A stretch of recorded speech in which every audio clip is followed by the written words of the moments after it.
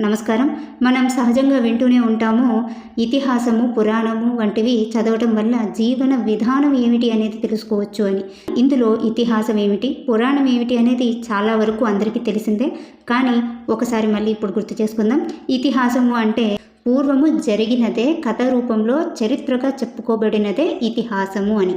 ఈ ఇతిహాసాన్ని వివరించేందుకు గాను మన పెద్దలు ఒక శ్లోక రూపాన్ని చెప్పారు. అది ఏమిటి అంటే, ధర్మార్థకామ మోక్షాణం ఉపదేశ సమన్వితం పూర్వవృత్తం కథాయుక్తం ఇతిహాసం ప్రచక్షతే అని అంటుంటారు. అంటే ధర్మ, అర్థ, కామ, మోక్షాలను ఉపదేశంగా కలిగినది, ఇంకా పూర్వ వృత్తాంత కథలను కలిగి ఉన్నది ఇతిహాసము అని అంటారు అని చెప్పబడింది. అంటే ఇక్కడ పూర్వము జరిగినది కథ రూపంలో చెప్పుకోవటాన్ని చరిత్ర అంటుంటాం. చరిత్రనే మనం చెప్పుకునే దాన్ని ఇతిహాసంగా అంటూ ఉంటాం. మరి ఇప్పుడు చెప్పండి, మహాభారతం ఇతిహాసమా కాదా? కమెంట్ చేయండి.